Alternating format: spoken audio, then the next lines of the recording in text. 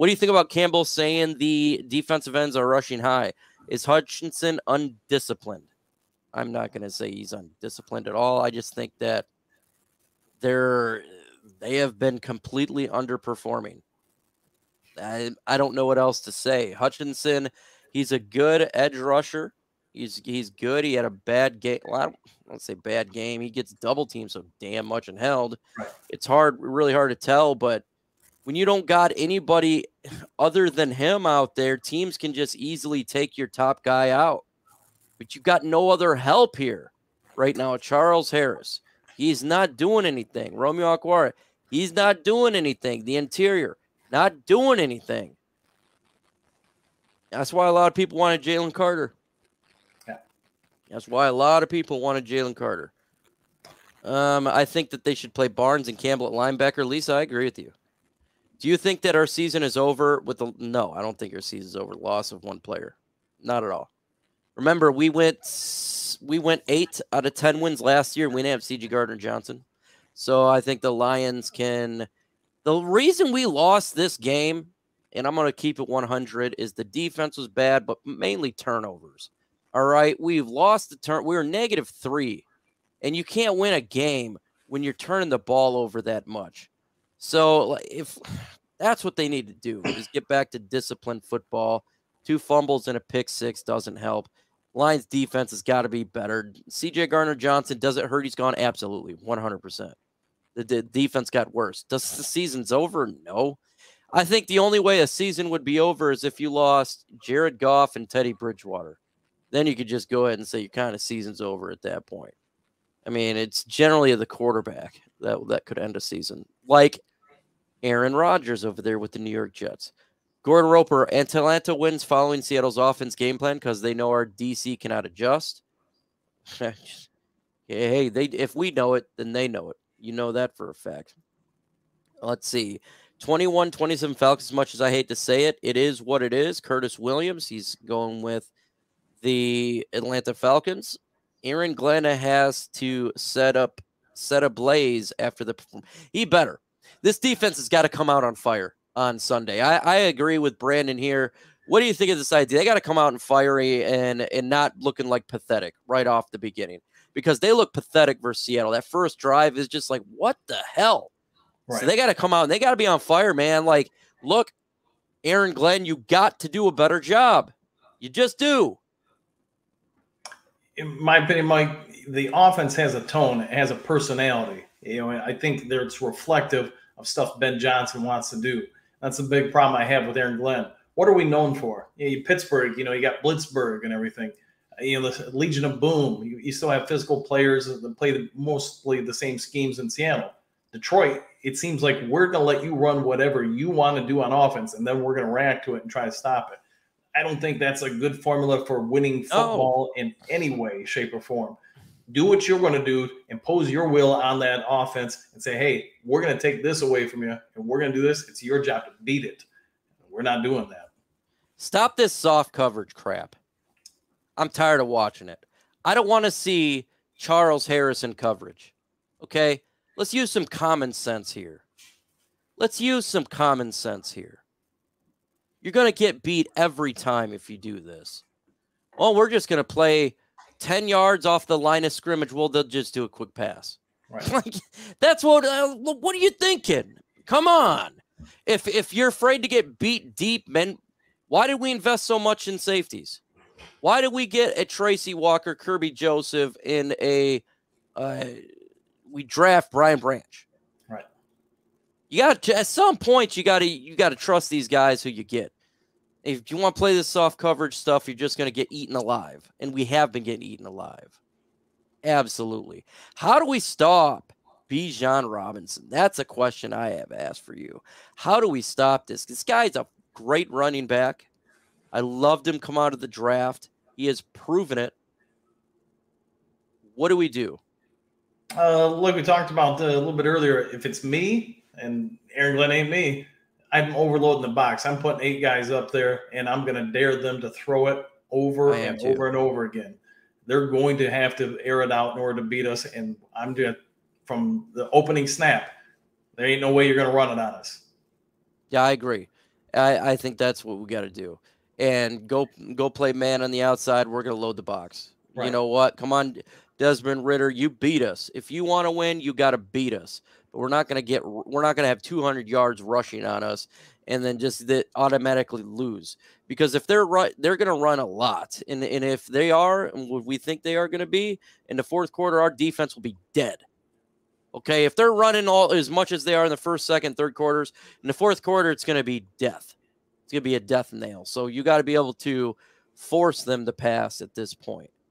Stop dropping linebackers in cover. With Montgomery at the lines, play action won't be effective. I know the defense respected the run with Monty. Probably is not much Reynolds. And Richard Burden, you bring up a great point. Because that's what made me mad about last week's fourth down after Montgomery went out. At that point, they didn't respect the run. And that's why Montgomery is so vital to this offense, and that's why Jahmyr Gibbs must have a big game on Sunday.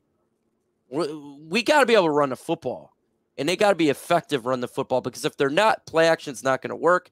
And guess what? Our offense stalls. It's all predicated on play action and being physical up front and running the football. Do you think that we'll be able to run without David Montgomery? No. I don't think we will. I don't think we have the running backs for it. I mean, we'll get some yards here and there, but if you're consistently getting 2.5 yards, you're putting a lot of pressure and becoming very predictable on second down, what you're going to have to do. The other problem I have is, again, talking about the schemes that both teams have used against us to take away St. Brown and kill the running game. Now you're just going to allow them to drop more and more into coverage, and that's been a problem. I'm not a fan of what Dan Campbell did at the end of the game with under 2 minutes to go and 3 timeouts. But if you also go back and watch what Seattle did, they weren't worried about us running at all. They were dropping sometimes 8 guys into coverage, and they were saying, hey, if you're going to throw it, go ahead and throw it at us. Cortez says every team we play stack the line, and it just doesn't work against Smith's offense. Look, I know they are, and you guys are still running the football, but we don't have much of a choice here. We are a pretty good run defense. We're ranked 10th in the NFL, and you guys are a great running offense. I think it's second or third in the NFL. But we have no choice. We have to force them to throw. Will it work? You're right. May not work for us, but we have no choice.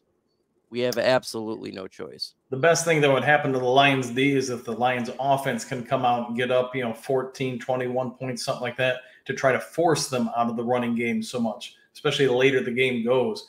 But if we can't get stops with our D, that's not going to happen.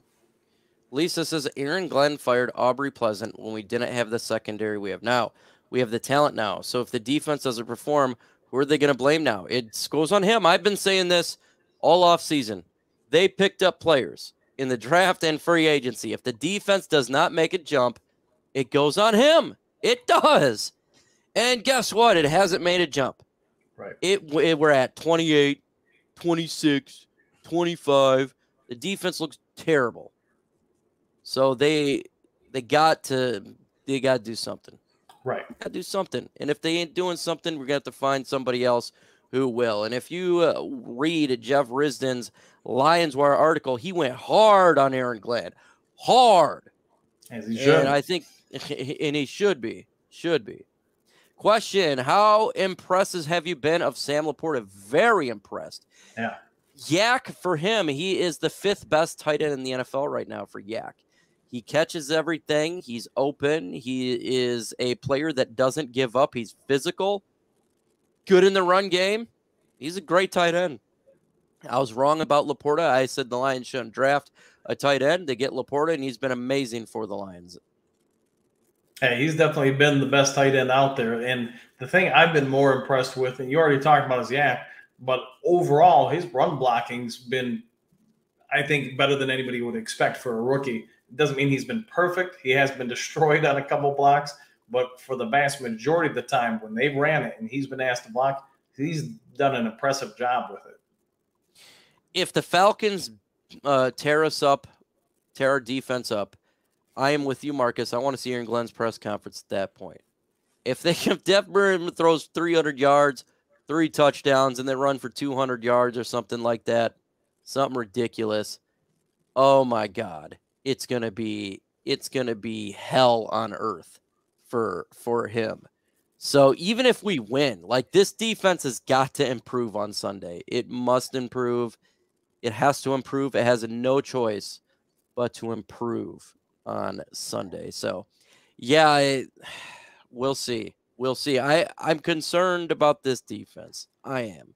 I'm extremely concerned because it looks the exact same from what it was last year. Doesn't look different at all. Even with new players and new faces, it looked the same. So, God. And at some point, it's got to be different.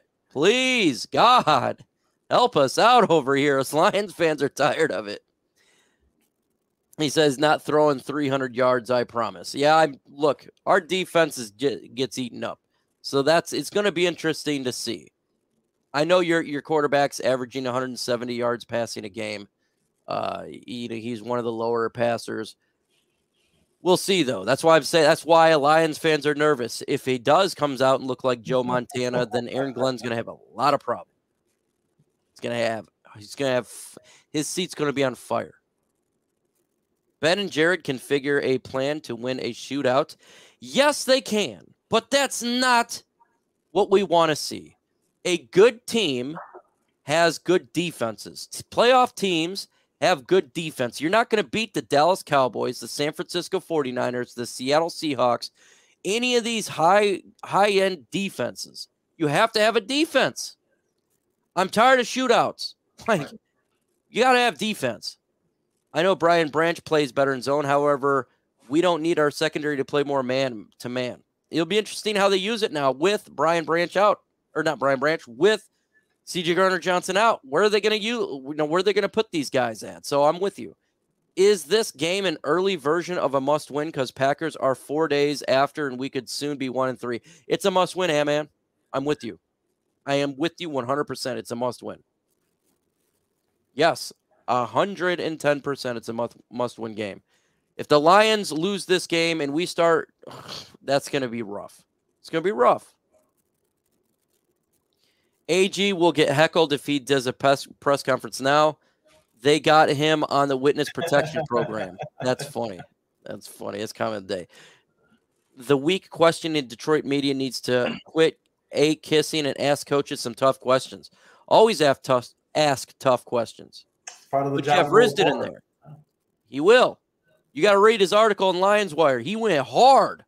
He went hard for a media guy. Hard. He's telling him if he doesn't perform well, he needs to find another job. Like, I was like, oh my God.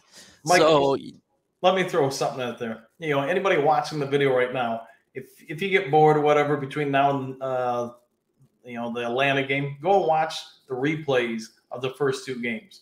Do you see anything from our defense that isn't predictable? And that's the problem I have with it. We react to what other teams do. We don't enforce what we want to do. We don't impose our will.